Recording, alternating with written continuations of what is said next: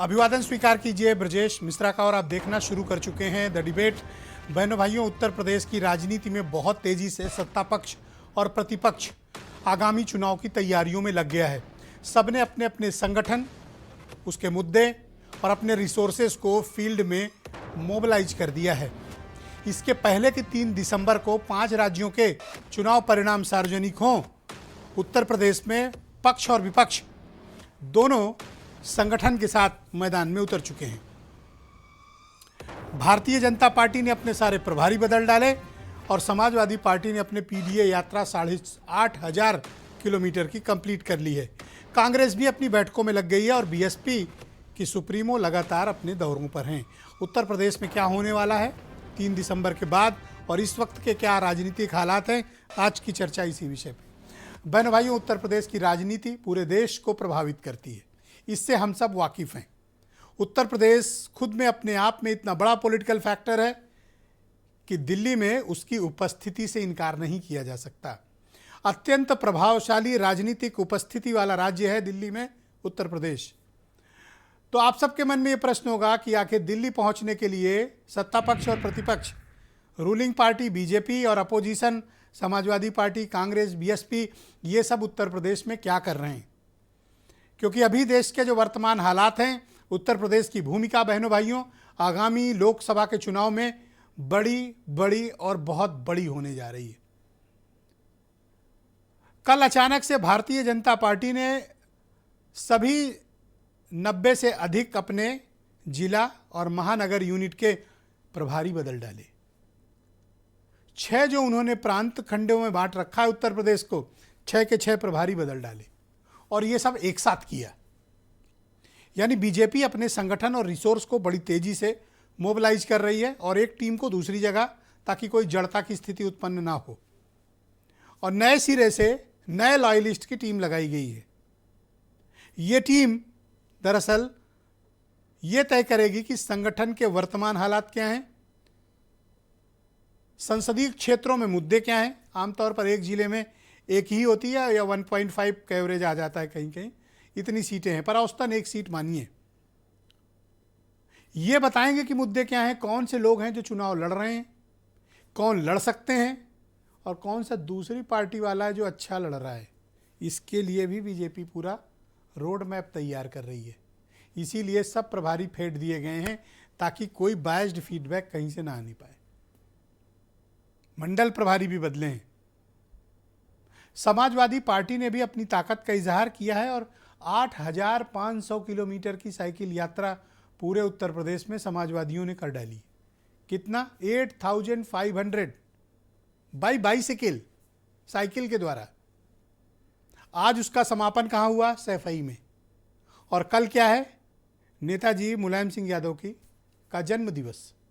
सैफई में बहुत ग्रैंड आयोजन है जहां हजारों समाजवादी इकट्ठा होने वाले हैं। अपोजिशन के भी कुछ लोग वहां, दूसरे दलों के भी पहुंचेंगे। मुकाबला जोरदार है और इस जोरदार मुकाबले की एक कड़ी मायावती भी है। बहन भाइयों, 12.5% vote share last time Mayawati का रिकॉर्ड हुआ है उत्तर प्रदेश के भीतर। और उसके पहले जब 2019 के हमारे पास डेटा मौजूद है, वो डेटा बताता है कि 19% से अधिक वोट शेयर अकेले बीएसपी का था जब ज्वाइंटली समाजवादी पार्टी और बीएसपी और आरएलडी ने मिलकर चुनाव लड़ा था। यानी उत्तर प्रदेश में किसी की भी भूमिका को कमतर करके आंकना एक बहुत बड़ी राजनीतिक गलती और भूल होगी, अपरिपक्वता भी होगी। इसलिए सबकी भूमिका का राजनीतिक विश्लेषण सम्यक विचार के साथ राजनीतिक धरातल पर किया जाना चाहिए। मेरा ऐसा मत है। हो सकता है मैं गलत भी हूं, हो सकता है आप जिस तरह सोच रहे हो आप सही हो, लेकिन वर्तमान के हालात में उत्तर प्रदेश में इन 2 मेजर फैक्टर्स वाली पार्टीज को, जिनके साथ उनका लॉयल लोड बेस खड़ा है, इनको इग्नोर करके आप ये सोचें कि कोई गठबंधन का सृजन किसी बड़ी ताकतवर पार्टी को हराने के लिए हो, थोड़ा कठिन है। लेकिन 3 दिसंबर को जो नतीजे आएंगे, वो नतीजे देश भर में एक हवा का काम करेंगे। बीजेपी जीती, माहौल बदलेगा। कांग्रेस जीती, इंडिया अलायंस फिर से ताकत में आएगा। अभी जो 2 महीने से बातचीत इंडिया अलायंस की रुकी हुई है, कोई एक दूसरे से बात नहीं कर रहा, no telephonic conversation, no physical meetings. ऐसे में हालात 3 दिसंबर के बाद तय करेंगे कि देश की राजनीति को बदलने वाला 2024 का इलेक्शन किस दिशा में जा रहा है। कुछ बयान सुनिए। भारत समस्याओं का नाम नहीं है, ये नया भारत समाधान का नाम है। प्रधानमंत्री मोदी जी के नेतृत्व में हर समस्या का समाधान आज भारत के पास है। कांग्रेस ने 5 वर्ष के शासनकाल में क्या दिया? यहां पे आपको बजरी माफिया दे दिया होगा, खनन माफिया दे दिया होगा, वन माफिया दे दिया होगा। और भाइयों बहनों, इन्हीं माफिया को उपचार करने के लिए हम उत्तर प्रदेश में बुलडोजर लेके आए हैं। बीजेपी देश में नफरत फैला रही है, हिंसा फैला रही है, एक जात को दूसरी जात से, एक धर्म को दूसरे धर्म से लड़ा रही है। नरेंद्र मोदी जी का काम आपके ध्यान को इधर उधर करने का है। आने वाले समय में देखिएगा 24 के बाद, 24 में तो साइकिल चलेगी चलेगी, लेकिन 24 के बाद जो परिवर्तन दिखाई देगा वो अलग परिवर्तन होगा, बड़ा परिवर्तन होगा। मैंने कई मौकों पर कहा है, ये पीडीए ही है जो एनडीए को हराएगा। बहनों भाइयों, इस पर चर्चा को आगे बढ़ाते हैं। NDA versus PDA. अभी इंडिया अलायंस की बात आप देख रहे होंगे, कोई नहीं कर रहा। वो जिन्होंने इसका निर्माण किया है, कांग्रेस, वो भी नहीं बोल रहे हैं। यानी मैंने पहले जो कितनी डिबेट में आपको ये बात समझाई कि राजनीति में सिर्फ एक चीज़ महत्वपूर्ण है, इंटरेस्ट। जब इंटरेस्ट उनका जगेगा, इंडिया अलायंस की बात होगी, और जब बीजेपी का इंटरेस्ट जगेगा तब वो एनडीए की बात करेगी। अभी वो बीजेपी की बात कर रहे हैं। मेरे साथ आज की परिचर्चा में आनंद दुबे हैं, उत्तर प्रदेश में भारतीय जनता पार्टी के प्रवक्ता। दीपक रंजन समाजवादी पार्टी से हैं। सुरेंद्र राजपूत कांग्रेस से हैं। मनीषा अहलावत राष्ट्रीय लोकदल से हैं। अरुण राजभर एसबीएसपी के प्रवक्ता हैं। और वीरेंद्र सिंह जी हमारे स्टेट हेड। आप सबका शुक्रिया और धन्यवाद मेरे साथ इस चर्चा में जुड़ने के लिए। अचानक ऐसा क्या हो गया आनंद दुबे जी कि आपकी पार्टी ने रातों रात उत्तर प्रदेश के 90 से अधिक जिला और महानगर यूनिटों के और प्रांतीय खंडों के प्रभारी बदल दिए? वजह क्या थी? ने ब्रिजेश जी, देखिए, भारतीय जनता पार्टी कार्यकर्ताओं और संगठन आधारित पार्टी है। आपको पता ही है कि जब से आदरणीय भूपेंद्र जी हमारे प्रदेश अध्यक्ष बने, पार्टी समय समय पर अलग अलग तरह के प्रयोगों से और साथ साथ नए पुराने अनुभवों को साथ लेकर चलने का काम कर रही है।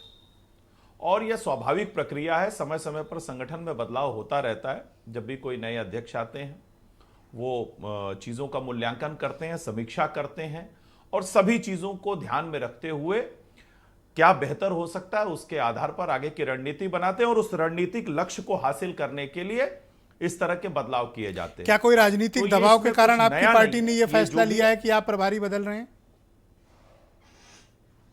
नहीं, देखिए, जो प्रभारी हैं उनका क्षेत्र बदला जाता है। हमारे कई प्रभारी हैं जिनके पास पिछले समय में कोई दूसरा क्षेत्र था, इस बार कोई दूसरा क्षेत्र है।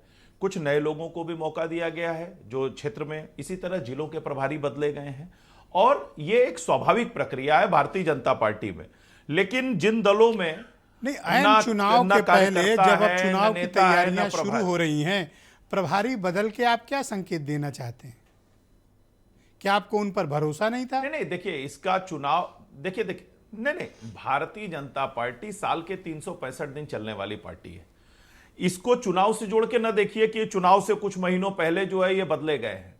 हमारे कार्यकर्ता, हमारे नेता, हमारे पार्टी के जो संगठन करता है, वो दिन रात मेहनत कर रहे हैं। वो किसी क्षेत्र में जाएंगे, वो बेहतर करेंगे। उनके लिए कोई क्षेत्र नया नहीं है। हमारे जितने भी प्रभारी हैं वो उत्तर प्रदेश के विभिन्न हिस्सों में इससे पहले भी काम कर चुके हैं, अलग अलग जिलों में काम कर चुके हैं। तो अपने अनुभवों को नई जगह पे नए वही तो मैं कह रहा हूं कि इतनी वेल ऑर्गेनाइज्ड पार्टी, इतनी कनेक्टेड पार्टी, चुनाव के पहले जिनसे 3 साल 2 साल 1 साल मेहनत कराई, उनका क्षेत्र बदलकर आप क्या संकेत दे रहे हैं? नहीं, देखिए, वेल ऑर्गेनाइज्ड पार्टी है, इसीलिए वेल प्लान्ड तरीके से चल रही है। हमारे प्रभारी हैं, लेकिन जिन दलों में परिवार ही भारी है, वहां न कोई प्रभारी है, न बाकी सब दरबारी हैं, और उसमें भी मारामारी है। इनकी तपस्याओं में क्या तो कमी रह गई सर? पार्टी में हमारे आपने पास इनको बदल दिया, इनकी तपस्या में क्या कमी रही? तपस्या में कोई कमी नहीं है भाई। ये तो वो लोग हैं जिन्होंने बेहतर काम किया है और बेहतर कर रहे हैं, और इनके अनुभवों का लाभ जगह जगह मिलता रहे, इसलिए स्थान परिवर्तन होता रहता है, दायित्व परिवर्तन होता रहता है। यह संगठन की बड़ी सामान्य सी प्रक्रिया है। और डिबेट को आगे बढ़ाते हैं। दीपक रंजन समाजवादी पार्टी के प्रवक्ता हैं। दीपक जी, आपका शुक्रिया। आपको क्या लगता है कि 8,500 किलोमीटर साइकिल चलाकर आप बीजेपी जैसी माइटी पॉलिटिकल पावर का मुकाबला कर पाएंगे? ग्राउंड पे सिर्फ साइकिल चलाना क्या इनफ है? देखिए, आज जो जहाँ पे समाप्त हुई साइकिल यात्रा जो है पिछले कई महीनों से चल रही थी, और लोहिया वाहिनी के राष्ट्रीय अध्यक्ष जो है अभिषेक यादव के नेतृत्व में, जो पूर्व छात्र संघ के अध्यक्ष भी रहे इलाहाबाद विश्वविद्यालय के, उनके साथ पूरी टीम जो है हर जिले जिले गई। कई सारे, मैं समझता हूँ करीब 40-45 लोकसभा उन्होंने कवर किया और कई जिले उन्होंने कवर किए, जिसका रुझान लोगों के बीच में जाते थे। पीडीए के बारे में लोगों को जागरूक करने का काम करते थे, जातिगत जनगणना के बारे में लोगों को जागरूक करने का काम करते थे। वहाँ पर जो जिला अध्यक्ष, जो जीते हारे विधायक हैं, वो लोग इनकी अगवानी करते थे, इनके साथ स्वयं भी साइकिल चलाते थे जिले में। तो लोगों का रुझान बहुत अच्छा, लोगों ने हाथों हाथ लिया इस पीडीए यात्रा को। और अभी जैसा कि हमारा आनंद दुबे जी ने कहा, गांव के लोग पूछते हैं, कई लोग, मैं बहुत लोगों से बात करता हूं, don't take it otherwise, what is PDA? है क्या पीडीए? देखिए, पीडीए हमारा पिछड़ा दलित अल्पसंख्यक। अब आप पिछड़े का मतलब सिर्फ पिछड़े में वही पिछड़े जाति नहीं है, पिछड़े वो लोग जो इस भारतीय जनता पार्टी की सरकार में, चाहे वो सवर्ण जाति के हो, किसी भी वर्ग, किसी भी समाज से आते हो, जिसको इस सरकार ने शिक्षा में, रोजगार में, महंगाई में, जो आदमी पिछड़ा है वो हमारे लिए पिछड़ा है। और दलित, तो गांव के लोगों को अंग्रेजी में बताओगे पीडीए? नहीं, देखिए, गांव के लोग बहुत समझदार हो चुके हैं, और गांव का आदमी अब अनपढ़ नहीं है कि गांव का आदमी समझ नहीं रहा है। गांव का आदमी आज की तारीख में सबके हाथ में उन्होंने मोबाइल थमा दिया है, और हर आदमी पीडीए का फुल फॉर्म समझ चुका है, पिछड़ा दलित और अल्पसंख्यक। अल्पसंख्यक ये से हमारा आधी आबादी भी है, जिसमें महिलाएं भी आती हैं। अभी आनंद दुबे जी ने कहा, अभी सही है, आप ये मानते हैं कि पीडीए बोलकर आप ज्यादा कनेक्ट होते हैं, ये कह रहे हैं? नहीं, हम तो जातिगत जनगणना और पीडीए, भाई पीडीए का हमारा मतलब ये है कि आज की तारीख में पिछड़े दलित और अल्पसंख्यक, भारतीय जनता पार्टी की सरकार में चाहे 10 साल की इनकी केंद्र की सरकार हो या 6.5 साल 7 साल की इनकी उत्तर प्रदेश की सरकार हो, जिस तरीके से आज पीडीए हाशिए पे है, हम उसको उभारना चाहते हैं। और हम जानते हैं कि जब इंडिया मोर्चा की या समाजवादी पार्टी के सहयोग से जब केंद्र की सरकार बनेगी, तो निश्चित रूप से पीडीए को उनका हक और हकूक समाजवादी पार्टी। इंडिया अलायंस की बात नहीं करते हैं, सब ठीक तो चल रहा है? नहीं, देखिए, अभी हर पार्टियां अपने अपने 5 राज्यों में चुनाव चल रहे हैं, और अभी आपने देखा होगा कि भारतीय जनता पार्टी भी कहीं इंडिया की बात नहीं कर रही है। और 3 दिसंबर को परिणाम आने के बाद निश्चित रूप से लोकसभा के लिए हमारा ये गठबंधन बना, इंडिया मोर्चा, और मैं समझता हूं उसके बाद बीजेपी ने टफ सवालों का सामना किया, और आप भी टफ सवालों का सामना करें। तो मेरा सवाल आपसे है कि वो तो अपने प्रभारी बना भी लिए, 2 बार बदल भी लिए, आप तो प्रभारी का पा नहीं बना पाए, जबकि आपकी पार्टी की तरफ से ये दावा किया गया था कि नवरात्रि तक सीट घोषित कर देंगे, प्रत्याशी घोषित कर देंगे। नहीं, देखिए ब्रजेश जी, बताइए कब करेंगे? जितने भी राज्य कमेटी में जितने भी राज्य पदाधिकारी हैं, सबको एक एक विधानसभा का संगठन प्रभारी बनाया गया है। मुझको भी उसका संगठन प्रभारी बनाया गया, मैं मोहाली का संगठन प्रभारी हूं, और एक एक विधानसभा में पार्टी ने क्लेम किया था कि नवरात्रि तक प्रत्याशी घोषित कर देंगे। नवरात्रि बीते बहुत हो गया, दशहरा बीत गया, दीपावली बीत गई, क्रिसमस आने वाली है। सुरेंद्र राजपूत ये जानना चाहते हैं प्रत्याशी कब घोषित होंगे? देखिए, प्रत्याशी ये जरूर सही है कि अनाउंस नहीं किए गए, लेकिन नवरात्र के पावन दिनों में जो है प्रत्याशियों का चयन हो गया है, और बहुत जल्दी जो उसको डिस्क्लोज कर दिया। ये तो वही बात है कि आपसे होमवर्क चेक हो गया तो आप कह रहे हैं घर पे किताब छूट गई। नहीं, देखिए, ऐसा नहीं। देखिए, राष्ट्रीय अध्यक्ष जी को और जो पार्लियामेंट्री बोर्ड की कमेटी है, पब्लिक सुन रही है, लाइव डिबेट है, जवाब आपने देना पड़ेगा। जी, तो मैं बिल्कुल दे रहा हूं जवाब। मैंने कहा ना कि नवरात्र का जो आप कह रहे हैं, नवरात्र में ही सारी सीटें चिन्हित हो गई हैं, और किसको कब कौन सा टिकट देना ये जल्दी अनाउंस हो जाएगा। इंडिया अलायंस आप भूल गए हैं, ये याद है आपको? नहीं, इंडिया मोर्चा देखिए, अब 3 दिसंबर, मैंने कहा ना 3 दिसंबर को 5 राज्यों के चुनाव परिणाम आने के बाद कोऑर्डिनेशन कमेटी की बैठक होगी, उसमें क्या सीट शेयरिंग पे बात। कांग्रेस ने जो आपको बाहर करके दरवाजे के अंदर से कुंडी लगा ली, बुरा लगा?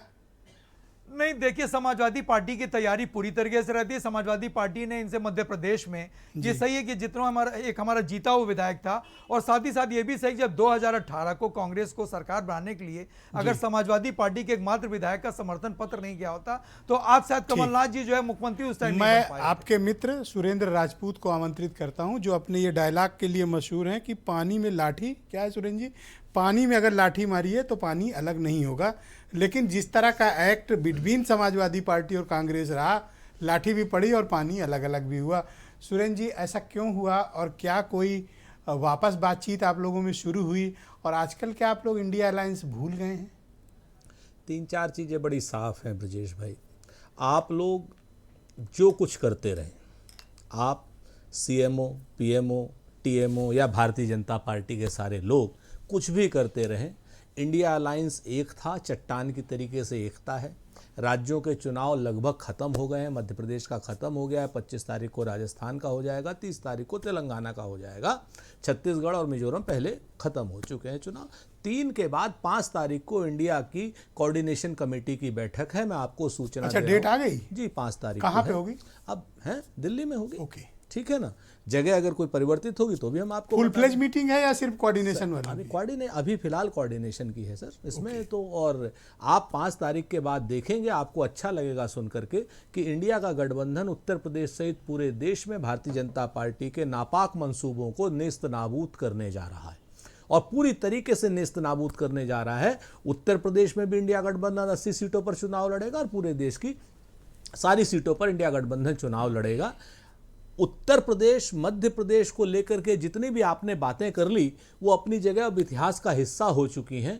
अब कहते हैं ना कि छोड़ो कल की बातें, कल की बात पुरानी, और नए दौर में लिखेंगे हम मिलकर नई कहानी, हम हिंदुस्तानी। अच्छा, वो बता रहे थे दुबे जी 365 दिन चुनाव पे या मैदान में रहने वाली पार्टी हैं, प्रभारी बदल दिया, तो ऐसी कौन सी चर्चा की बात होगी? दुबे जी ने बिल्कुल सही कहा। दुबे जी कभी कभी, क्योंकि पूर्व पत्रकार रहे हैं, मित्र हैं हमारे, अच्छा लिखते थे, अब ऐसे ही पार्टी में पहुंच गए।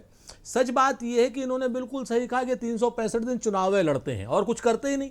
अगर ये लोग चुनाव की जगह जनता के भले की काम कर रहे होते तो बेरोजगारी दूर हो गई होती। अगर इन लोगों ने जनता के लिए कुछ काम किया होता तो महंगाई दूर हो गई होती। इन्होंने कुछ काम किया होता तो ये जुमलेबाजी इनको करनी नहीं पड़ती, प्रभारी नहीं बदलने पड़ते। सच बात यह है कि चुनाव लड़ते हैं 24 घंटे, और प्रधानमंत्री जी भी सिर्फ प्रधानमंत्री ना होकर के प्रचार मंत्री की तरीके से काम करते हैं। इसलिए हर चीज को ये लोग इवेंट बनाने की और ये बात वो सुरेंद्र जी कह रहे हैं जो अभी 2.5 महीने मध्य प्रदेश में रह के आए हैं चुनाव लड़के। सर देखिए, हम तो चुनाव के समय चुनाव में रह करके आए ना। जिस समय चुनाव था उस समय तो आप भी थे, आपके तमाम साथी बाराती थे, भाजपा वाले भी थे।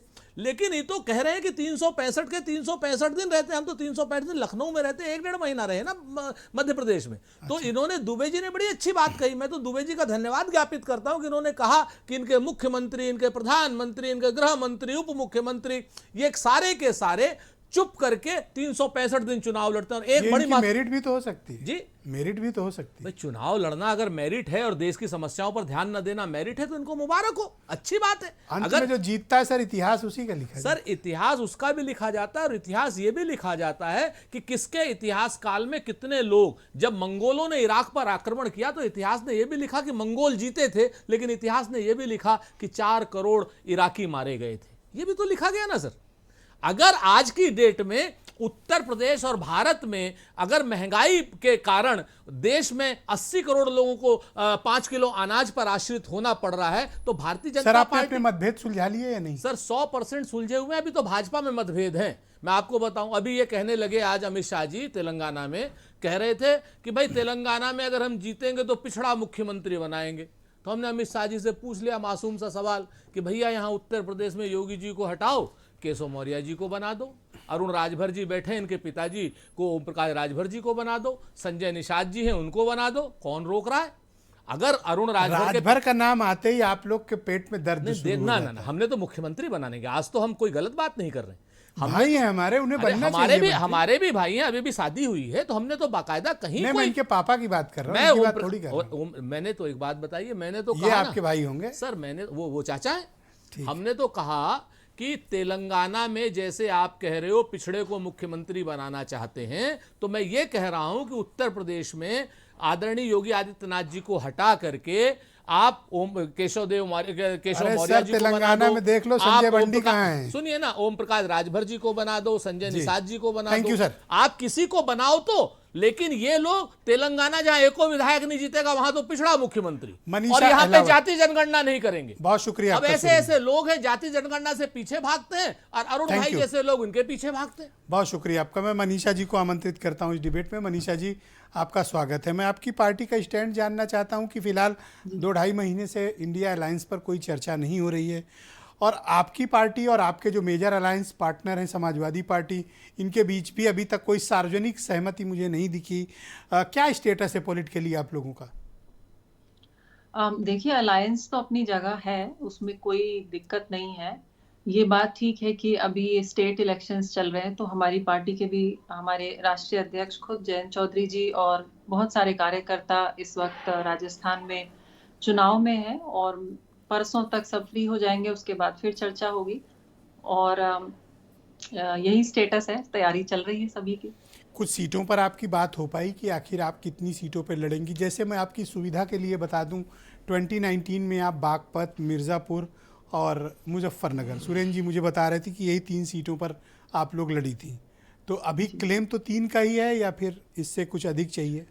जी नहीं, हमारा पहले भी ये बात कही जा चुकी है कि राष्ट्रीय लोकदल 12 सीटों पर दावा कर रही है और तैयारी भी कर रही है, 12 से 15 सीटें। क्या आप मुझे तो- राजनीतिक आधार बता सकती हैं?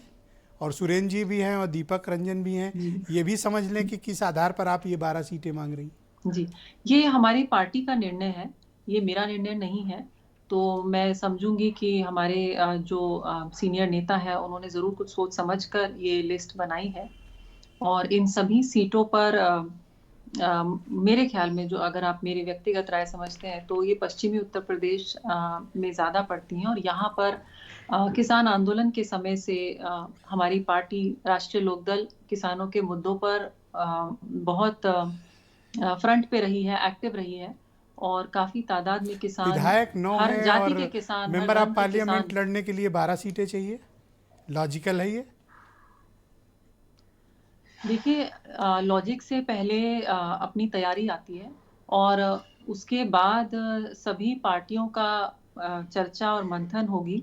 और ये कहना कि हम 12 सीटों पर मजबूत हैं, इसका मतलब ये नहीं कि हम ये कह रहे हैं कि हमें चाहिए ही चाहिए। यहाँ पर राष्ट्रीय लोकदल मजबूत है। आप लोग बाकी फ्लेक्सिबल सारे हैं निर्णय तो नेताओं या के फिर होते 12 हैं। अभी सीटों तो पर आप अड़े हुए हैं? अभी तो सीटों पर कोई चर्चा ही नहीं हुई है। ये 12 सीटें, 12 से 15 सीटें वो हैं जहां पर हमारी पार्टी मजबूत है। लेकिन तो ये कोई खुद आपका ना भी लड़े तो हमारी पार्टी दूसरी जो भी अलायंस की पार्टी होगी उनको लड़वाएंगे। तो मैं आपसे ये जानना चाहता हूँ, कोई इनिशियल कन्वर्सेशन पॉलिटिकली आपकी पार्टी से में हुआ, या ये आप अपनी विशफुल थिंकिंग बता रही हैं, या कोई थॉट प्रोसेस के साथ तैयार की गई 12 सीटें हैं, या फिर आपने ओवरनाइट सोच लिया कि चलो 12 मांग लेते हैं? नहीं, ओवरनाइट नहीं। जैसा कि मैंने कहा, किसान आंदोलन के समय से हमारी पार्टी किसानों के कई मुद्दों पर हर समय कुछ ना कुछ आंदोलन में खड़ी हुई है। आज भी शामली में किसान अपनी गन्ने की पेमेंट के लिए धरने पर बैठे हैं, और हमारी पार्टी के नेता वहां उनका समर्थन कर रहे हैं दिन रात। तो इस वजह से मुझे पर आप लगता है, दर्शकों और को कन्विंस करिए कि 2019 में जो पार्टी सिर्फ 3 सीटों पे लड़ी हो, 2023 में आप चाहती हैं कि आपको 4 टाइम्स ज़्यादा, 4 गुना अधिक सीटें मिलें। ऐसा प्रतीत होता है देखिए, कि लॉजिक तो ये है। देखिए, 2019 में हमारे जो विधायक तो 0 थे, तो 0 से 9 टाइम्स हमारे विधायक हो गए। तो क्या हम 9 टाइम्स सीटें मांग लें? ऐसा भी नहीं है। तो हमारी वोट प्रतिशत भी बढ़ा है, 2.85% वोट आया है हमारा पिछले 22 के इलेक्शन में, जो कि काफी अच्छा है पहले से। तो हर तरह से हमारी पार्टी का प्रदर्शन अच्छा रहा है। हमारी जो अर्बन सिविक पोल्स हुए थे, उसमें भी हिस्टोरिकली शहरी सीटों पर ऐसा हमारी मुझे पार्टी का प्रतीत प्रदर्शन होता है अच्छा कि रहा। कुछ गठबंधन में गंभीर समस्याएं उत्पन्न हो सकती हैं, जितनी बड़ी आपकी डिमांड है। यदि समस्या तो नहीं उत्पन्न होगी, सभी पार्टियों की अपनी अपनी डिमांड है, और वो उम्मीद से ज्यादा ही होती 12 है। वो कौन और सी मुझे- सीटें हैं मनीषा जी, मुझे जरा फटाफट बता दीजिए। और ये जी। दीपक रंजन भी नोट करना चाहते हैं और सुरेंद्र राजपूत भी, इन्हें बताइए। मनीषा मेरा जी, कनेक्शन आप मुझे हो सुन गया पा है। रही हैं? क्या आप दोबारा कॉल कर सकते हैं? आप मुझे सुन पा रही हैं? ठीक, मुझसे जब कनेक्ट होंगी तो मैं पूछ लूँगा। दिल की धड़कन इन लोगों की बढ़ गई, दीपक रंजन और सुरेंद्र राजपूत की। शुक्रिया, मैं आपको दोबारा कनेक्ट करूँगा। मेरे साथ SBSP के प्रवक्ता अरुण राजभर मौजूद हैं। अरुण जी, आपका शुक्रिया। वो कुछ बात बन पाई?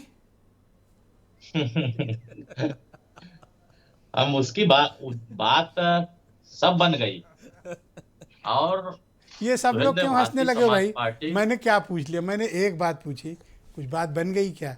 आप लोग हंसने लगे, ऐसा क्यों भाई? अगर बात नहीं बनती तो बेचैनी क्यों लोगों के अंदर होती?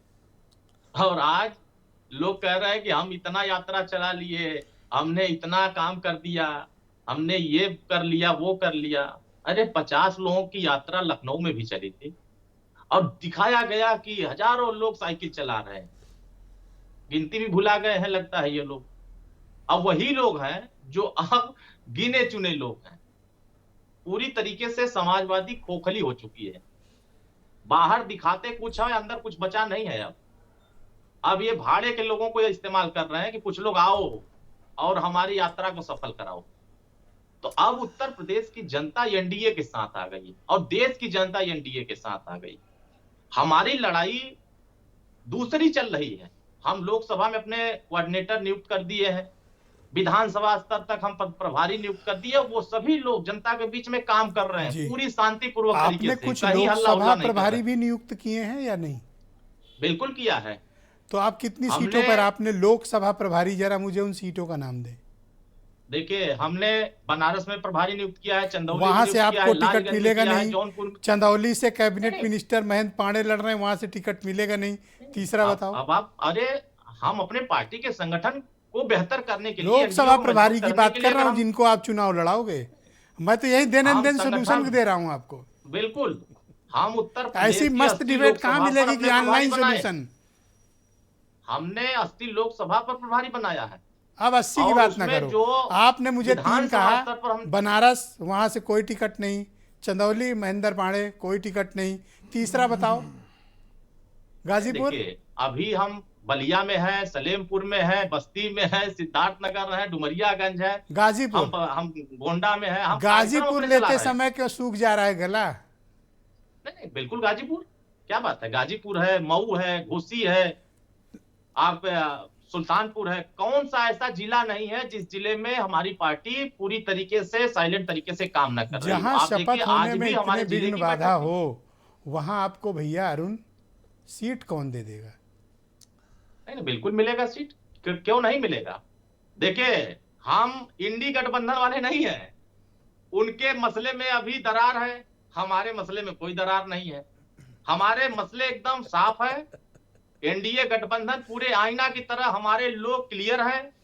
जब ऐलान होगा तो आप हमारी सीटों को भी जान लेंगे, हमारे प्रत्याशी को भी जान लेंगे और एनडीए के सभी जो सहयोगी दल हैं उनके भी प्रत्याशी को जान लेंगे। लेकिन अभी आप पूछ लीजिए कि जो विपक्षी दल हैं उनके प्रधानमंत्री का चेहरा कौन है। तो कोई अखिलेश जी अपने दल को बताने लगेंगे, तो कोई कांग्रेस वाले अपने को सुरेंद्र बताने जी, लगेंगे, कोई उनको बताने। अच्छा, मैं आपसे जानना चाहता हूं कि आपकी पार्टी की कोई दिलचस्पी लोकसभा के चुनाव में अपना प्रत्याशी उतारने की है, या फिर आप लोग बीजेपी के लिए ही प्रचार करेंगे? इसका स्पष्ट जवाब चाहिए। सुहेलदेव भारतीय समाज पार्टी चुनाव चिन्ह छड़ी पर अपने प्रत्याशी उतारेगी, एनडीए गठबंधन के साथ साझा उम्मीदवार उतारेगी और पूरे 80 लोकसभा पर हमारे सहयोगी दलों के उम्मीदवार अपने सिंबल पर दिखाई क्या आप देंगे। मुझे बता सकते हम हैं कि आप कितनी सीटों पर अपना छड़ी वाला प्रत्याशी उतारेंगे? देखिए, अभी तो हमारी पार्टी ने जो तैयारी शुरू किया है वो 80 लोकसभा पर है। वो शीर्ष नेतृत्व को हमने सूची दे दिया है। कितनी उनको है? जो- 2, 4, 1?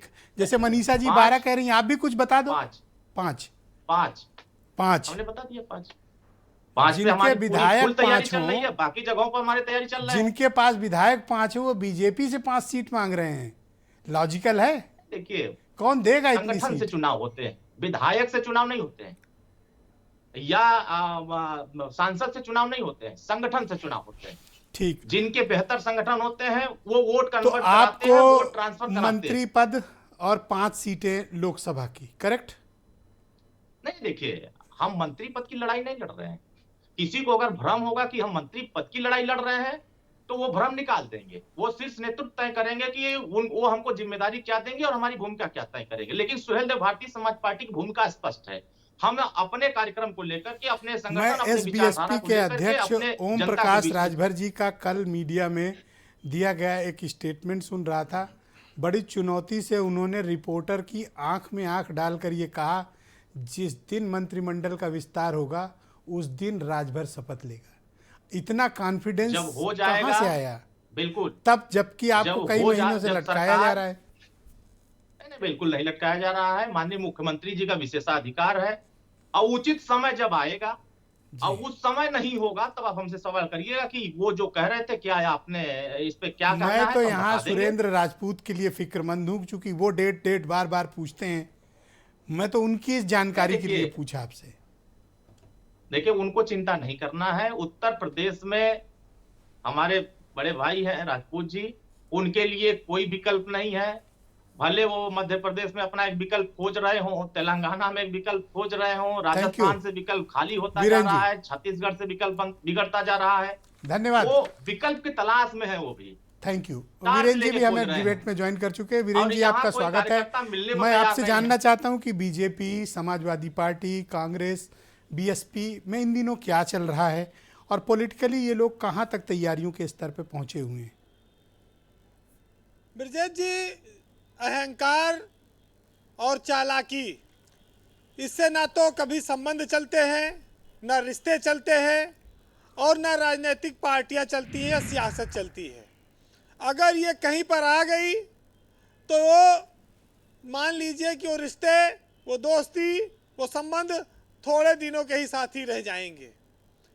यूपी की सियासत में जिस तरह से इंडिया गठबंधन बना था और एक मैसेज गया कि अब समाजवादी पार्टी और कांग्रेस एक साथ आ रहे हैं बीजेपी का मुकाबला करने, तो लोग विपक्ष में ये भूल गए कि मायावती रहे चाहे ना रहे, ये गठबंधन अब बहुत बड़ा मजबूत हो गया। लेकिन उसमें बड़ी दरार आ गई। दरार समाजवादी पार्टी पर जो हमला शुरू हुआ अजय राय, प्रमोद कृष्णम और तमाम सारे नेताओं की ओर से, वो दरार खाई के रूप में बढ़ती गई। आज सुरेंद्र राजपूत जी भले बहुत दिनों बाद उसकी भरपाई करने की कोशिश कर रहे हैं, लेकिन नुकसान तो हो गया है। अब उसका नुकसान पाटना बहुत मुश्किल है। अब दोनों लोग 80-80 सीटों पर अपनी तैयारी कर रहे हैं और वो भी 80 सीटों पर तैयारी कर रहे हैं जिनके पास जिले में 80 कार्यकर्ता तक नहीं है, वो भी 80 सीटों पर तैयारी करने का दावा करते हैं।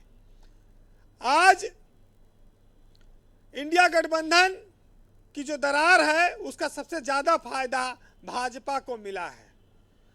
ऐसा क्यों हुआ?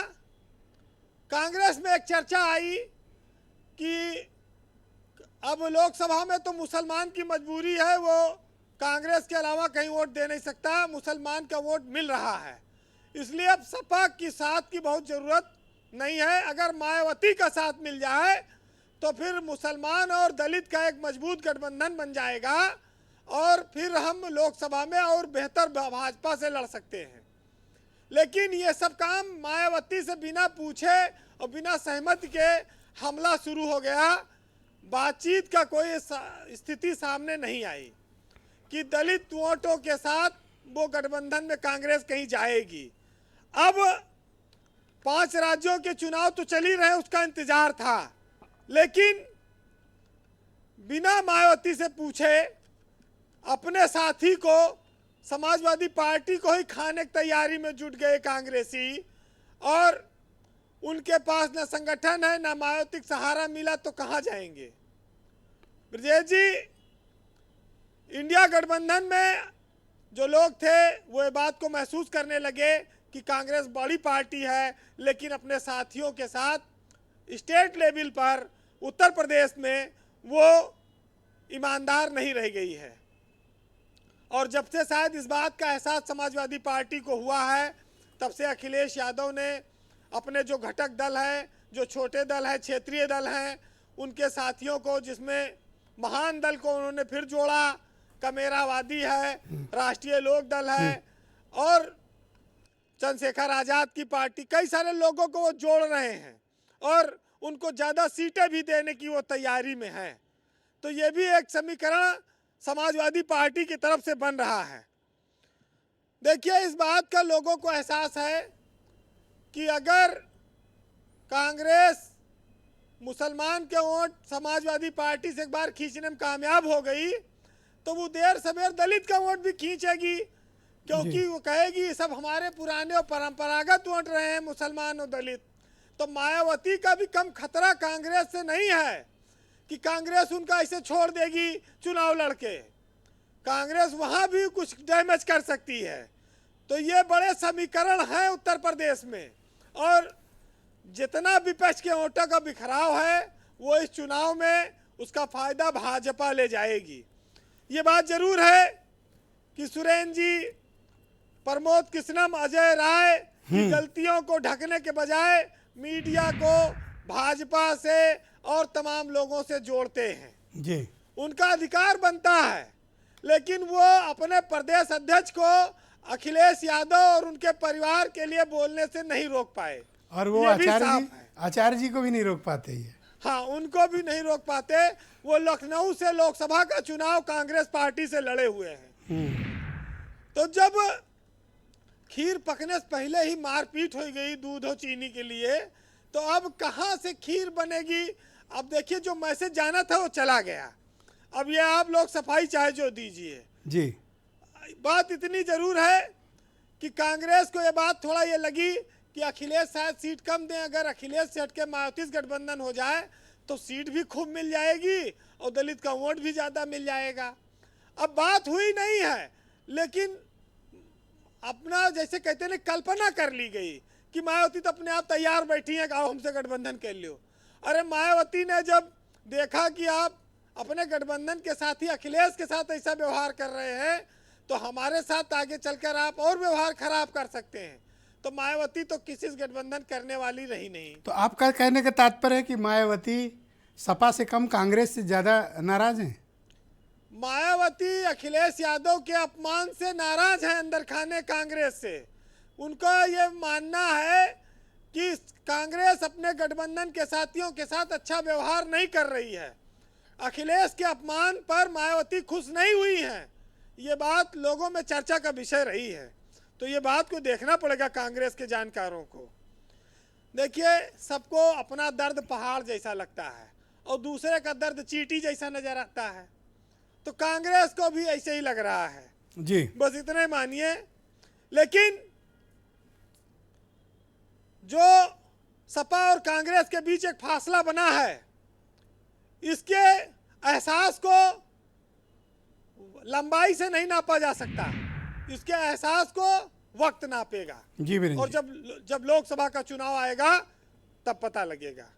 बहरहाल बड़ी पार्टियां, बहुत बड़ी पार्टियां हैं। कांग्रेस कई राज्यों में सरकार है, वो छोटे दलों को भाई कैसे इतना बोलने देंगी। तो एक साहित्यकार ने लिखा है, सुनिएगा, कि अमीर इस बात को अपमान समझ बैठे कि ये गरीब खुद को कैसे इंसान समझ बैठे, और जुर्म करने वालों बस एक गलती कर दी कि ये लोग अखबारों को भी बेजुबान समझ बैठे, और थोड़ी बुलंदी क्या मिली इन बादलों को, पागल खुद को ही आसमान समझ बैठे। बहुत शुक्रिया बीरेन जी, आपका बहुत बहुत धन्यवाद। और आप अपने शेर से आनंद दुबे और सुरेंद्र राजपूत दोनों को चित कर देते हैं। इनके पास कुछ मिलता नहीं आपके शेर से जवाब देने के लिए। आपका बहुत शुक्रिया बीरेन जी, बहुत बहुत धन्यवाद। बहनों भाइयों, परिचर्चा को आगे बढ़ाते हैं। मेरे साथ उत्तर प्रदेश में बीजेपी के प्रवक्ता आनंद दुबे मौजूद हैं। दुबे जी, आप ओवर कॉन्फिडेंट दिख रहे हैं। कहीं ऐसा ना हो कि ये जो सामाजिक और राजनीतिक अलायंस यूपी में बन रहा है, ये आप पर भारी पड़ जाए यूपी में? ब्रजेश जी, मैं आपकी बात का जवाब दूंगा, लेकिन उसके पहले मैं अपने बड़े भाई सुरेंद्र राजपूत जी की कुछ बातों का जवाब देना चाहता हूं। उन्होंने कहा कि चट्टान की तरह जो है हमारा गठबंधन मौजूद है, चट्टान की तरह हम एक हैं। मुझे दुष्यंत साहब का एक शेर याद आ गया कि दाएं से उड़ के बाईं दिशा को गरुण गया, कैसा शकुन हुआ कि बरगद उखड़ गया, लेकर उमंग संग चले थे हंसी खुशी, पहुंचे नदी के घाट तो मेला उजड़ गया। देखो उकसाने का नतीजा कि शेर चट्टान को की शेर तरह आने जो लगा। लोग खड़े थे, जी बोलिए बोलिए। देखिए चट्टान की तरह जो लोग खड़े थे, वो एक दूसरे को पत्थर लेकर मारना शुरू कर दिया इन लोगों ने। ये इनकी हकीकत है। इन्होंने कहा कि हम चुनाव के समय कहीं भी जाते हैं और चुनाव भर रहते हैं। बिल्कुल सही, इन्होंने एक्सेप्ट किया कि ये प्रवासी पक्षी हैं और सिर्फ चुनाव के समय ही कांग्रेस पार्टी हो या कांग्रेस का नेतृत्व हो वो जनता के बीच में रहता है। उसके बाद 4.5 साल 5 साल कहीं थाईलैंड में, कहीं इटली में, कहीं और रहता है। खैर, इन्होंने स्वीकार किया और ये बहुत अच्छे और सच्चे आदमी हैं, इसके लिए मैं इनको बारंबार प्रणाम करता हूं। एक चीज इन्होंने और कहा, इतिहास लिखा जाएगा, जीत का तो लिखा जाएगा लेकिन जो होगा उसका भी लिखा जाएगा। बिल्कुल, इतिहास दर्ज है कि किस तरह से मात्र 40 करोड़ डॉलर के लिए आपको सोना गिरवी रखना पड़ा था देश का, आरबीआई का, विदेशी बैंकों में। यह भी इतिहास है। किस तरह से आपने देश की अर्थव्यवस्था को ध्वस्त कर दिया, भस्मीभूत कर दिया, यह भी लिखा जाएगा। और इतिहास तो यह भी लिखा जाएगा कि 2014 में जब आपने सरकार छोड़ी तो 112 लाख करोड़ जो है वो जीडीपी थी, आज बढ़ के 272 लाख करोड़ है। बहुत सारे आंकड़े हैं, मैं गिना दूंगा। अब मैं आना चाहता हूं, ब्रिजेश जी ने जो सवाल मुझसे पूछा कि हम ओवर कॉन्फिडेंट क्यों दिख रहे हैं। देखिए, हम ओवर कॉन्फिडेंट नहीं दिख रहे हैं। हमारे पास ऐसा मजबूत सामर्थ्य नेतृत्व है जिसको जनता प्यार करती है, जिसको जनता जिस पर भरोसा करती है, जो जनता के साथ हर सुख दुख में खड़ा रहता है। उस तरह का नहीं जो सिर्फ चुनाव के समय जनता के बीच में आता है। इसीलिए हमारा आत्मविश्वास बढ़ा है और यही वजह है कि 2014 से लेकर अब तक जनता बारंबार हमें अपना आशीर्वाद दे रही है और जनता के आशीर्वाद से हमारे चेहरे पे थैंक यू। यूं ही नहीं है तर्जे सुखन आया है, यूं ही नहीं है। अरे मुशायरा नहीं हो रहा भैया, ज्यादा मुशायरा हो रहा है। ऑलराइट, मैं दीपक रंजन को आमंत्रित करता हूं। भाई दीपक जी, मुझे आप बताइए कि सिवाय जातीय जनगणना के और भी कोई इशू है जिनसे आपको लगता है कि आपकी पार्टी को किक मिले? एक पीडीए और एक जातीय जनगणना, क्या ये इन्हीं दो मुद्दों पर आप चुनाव लड़ेंगे? नहीं, ऐसा नहीं है विजय जी। जो हमारी पीडीए यात्रा निकली या हम लोग भी लोगों के बीच में जाते हैं तो आज अच्छा, एक इंटरेस्टिंग बात बताएं कि अभी कुछ दिन पहले दीपक रंजन एक मुशायरा भी कराए हैं। हाँ बोलिए। तो हम लोग लोगों के बीच में जाते हैं, उत्तर प्रदेश के लोगों के बीच में जाते हैं। आज जनता जो है स्वास्थ्य, शिक्षा, रोजगार और महंगाई को लेकर के पूरी तरीके से त्रस्त है और हैरान और परेशान है। अभी हमारे आनंद दुबे जी ने इतिहास के बारे में तो गणना कर दी, इतिहास के बारे में बखान कर दिया, लेकिन आज ही वर्तमान में जिए और वर्तमान में इनके खुद के सांसद ने इनके ऊपर इनको आईना दिखाने का काम किया। वरुण गांधी जी विपक्ष के सांसद नहीं है, आनंद दुबे जी। वरुण गांधी जी भारतीय जनता पार्टी के 2 बार के सांसद हैं और उन्होंने भारतीय जनता पार्टी को, पूरे एंटी गठबंधन को जो आईना दिखाने का काम किया। अरे तो कुछ वर्तमान में भी जी करके देख लीजिए। उन्होंने खुले मन से कहा कि 1 करोड़ लोग जो है नौकरियां भी रिक्त हैं और आप उसको भर नहीं पा रहे हैं, और आप राजस्थान में पीएम जी चिल्ला रहे हैं कि 2.5 लाख लोगों को हम रोजगार देंगे। अरे वर्तमान में जिए, वर्तमान में आज की तारीख में वरुण गांधी क्या आपकी पार्टी से चुनाव लड़ेंगे, ऐसी बड़ी चर्चा है? नहीं, देखिए, वरुण गांधी जी ने बिल्कुल सच्चाई, यथार्थ, इनके 10 साल से इनके सांसद हैं और उन्होंने बिल्कुल यथार्थ तो सारी चीजें खोल करके रख दी कि 1 करोड़ लोगों को रोजगार नहीं दे पा रहे। जो सीटें आप लोग कुछ उनमें इच्छुक हैं या वो आप में इच्छुक हैं? अब देखिए, ये तो हायर लेवल पे आपस में बात हो रही होगी, जिसके लिए ना तो मैं अधिकृत हूं, लेकिन उन्होंने ये सही है कि इनको, आनंद दुबे जी हमारे भाई बैठे हुए हैं, इनको इनकी पार्टी को आईना दिखाने का काम किया कि आज देश के हालात क्या है। सुरेंद्र राजपूत की बारी है। सुरेंद्र जी, आनंद दुबे के सारे कटाक्ष तो आप ही पर थे, क्या हाल छोड़ के गए थे? आज कह रहे हैं बहुत चमन कर दिया है। तो दिख ही रहा है सर, बिल्कुल सही कहा इन्होंने, अच्छे इंसान है, चमन कर ही दिया है। लेकिन चमन किसके लिए किया है वो इम्पॉर्टेंट है। चमन किया है इन्होंने अडानी जी के लिए, क्योंकि इनके लिए तो देश में गरीब केवल एक ही आदमी है। चमन किया है इन्होंने अमेरिका के लिए। कैसे किया है कि जब हमने 2014 में सत्ता छोड़ी थी तो 55 लाख करोड़ का कर्ज था हिंदुस्तान के ऊपर। आज की डेट में आनंद दुबे जी 212 लाख करोड़ का कर्ज है हिंदुस्तान के ऊपर, और अगले 40 साल तक हिंदुस्तान इसका ब्याज देगा। जो आपने 150 लाख करोड़ से ऊपर का आपने कर्ज लिया है जिसका कोई हिसाब किताब नहीं। आप बात समझिए, हमने 178 करोड़ की अर्थव्यवस्था ली थी अंग्रेजों से और हमने 44 लाख करोड़ की अर्थव्यवस्था आपको दी थी। हमने जो है हिंदुस्तान में 28 करोड़ लोगों को गरीबी रेखा से ऊपर किया था, आपने 28 करोड़ लोगों को गरीबी रेखा से नीचे करके 80 करोड़ लोगों को 5 किलो का अनाज दे रहे हो, जो गर्व का नहीं शर्म का विषय है।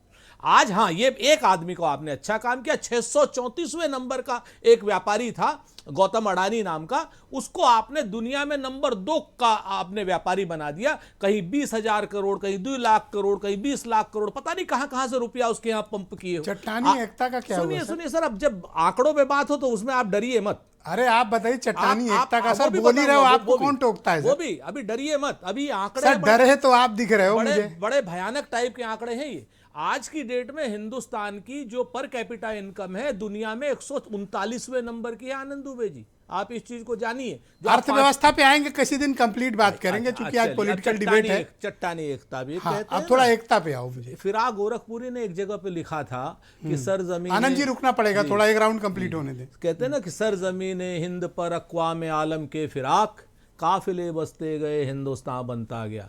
आप लोगों को हिंदुस्तान से मतलब नहीं है भाजपा वालों, आप लोग तो मूल रूप से सिर्फ और सिर्फ हिंदुस्तान को तोड़ने वालों के साथ में हो।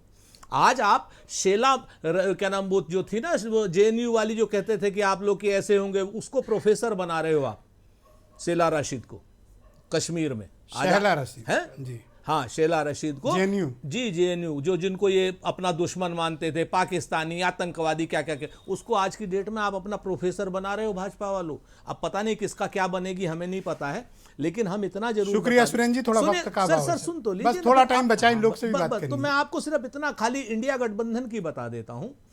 भारतीय जनता पार्टी के लोग जितने कुचक्र रच लें, भारत को, हिंदुस्तान को इंडिया का गठबंधन ही बचाएगा और देश में और प्रदेश में पूरी तरीके से, और आप पूरी लोग एक ताकत रहेंगे से चट्टान। आपको नेस्त नाबूद करेगा, भारतीय जनता चट्टान पार्टी रहेंगे को सर। भी और गोदी मीडिया को। चट्टान भी रहेंगे सर आप? जी बिल्कुल, एक रहेंगे, नेक मनीषा रहेंगे। अहलावत, राष्ट्रीय लोकदल की प्रवक्ता। मैडम, उस वक्त आपसे कनेक्टिविटी कट गई थी, आप वापस कनेक्ट हैं, तो यहाँ बैठे चारों पैनलिस्ट ये जानना चाहते हैं कि कौन सी 12 सीट है? जी, ये 12 सीटें ये मेरे ख्याल में न्यूज़ में भी आ चुकी है, बहुत पहले भी बताई जा चुकी है। इन 12 सीटों पे हमारी पार्टी के कार्यकर्ता, क्या आप मुझे पढ़ के बता सकते हैं? शायद हम लोगों ने वो खबर नहीं देखी। जी मैं बता देती हूँ। मेरठ, मुजफ्फरनगर, बागपत, नगीना, बुलंदशहर, मथुरा, अमरोहा, अलीगढ़ और नगीना, हाथरस, बुलंदशहर। तो जब सब ले ही लिया है तो फिर लखनऊ तक आ जाना चाहिए, इतना क्यों छोड़ दिया? फिर लखनऊ तक गिन लेना चाहिए। लखनऊ पश्चिम में नहीं आता है। ओके, तो आप सिर्फ पश्चिम में ही इंटरेस्टेड हैं और यही 12 सीट चाहिए? जी, ये हम इंटरेस्टेड नहीं है, हमारी पार्टी का वजूद अभी वहीं पर है। ये प्रैक्टिकल बात है। हम कहने को 80 सीटों की बात कर दें, लेकिन ये प्रैक्टिकल बात है। 12 से 15 सीटों पर हमारी पार्टी अच्छा होल्ड रखती है और मजबूत है। और मैं ये जानना चाहता हूँ कि अभी आपकी तो पार्टी के नेतृत्व की कोई राजनीतिक चर्चा भी नहीं हुई, गठबंधन फॉर्मली अभी अनाउंस भी नहीं हुआ, और आप सीटों के नंबर और सीटों की नाम के साथ मीडिया में आ गई, ये क्या है? ये निर्णय नहीं है, ये मैंने आपको किसी न्यूज में से ही पढ़ के सुनाया हुआ। आप प्रवक्ता हैं मैडम, आप जो कहेंगी वो ऑफिशियल माना जाएगा और आपने ओन किया है ये, या तो कहिए कि आपने जो बात कही उसे खारिज किया जाए। हमारी पार्टी मजबूत है, ये 12 सीटों पर दावा तो कर ही सकते हैं। हम ये नहीं कह रहे कि हमें यहीं पर चुनाव लड़ना है, इन पर हमारा दावा हो सकता है। इसके अलावा और भी सीटें हैं, 12 से 15 सीटें हैं। 12 से 15 हो गई? देखिए, कोई भी पार्टी कितने भी सीटें मांग सकती है। अभी मैंने आपको बोला है कार्यकर्ता तो और भी ज्यादा तो 5 मांगा राजभर ने, तो क्या गलत किया? I appreciate Arun Rajbhar. अरुण बिल्कुल गलत नहीं, अरुण सोच लो, थोड़ा सा विचार कर लो, वहां तो 12-15 तक बात पहुंच गई। आप चाहो तो अपने आंकड़े बढ़ा सकते हो। Arun go ahead. सभी का हक है। थैंक यू मैडम, बहुत शुक्रिया, धन्यवाद। थोड़ा ही वक्त बचा, मैं चाहता हूँ कंफ्यूजन की राजनीति नहीं करते हैं।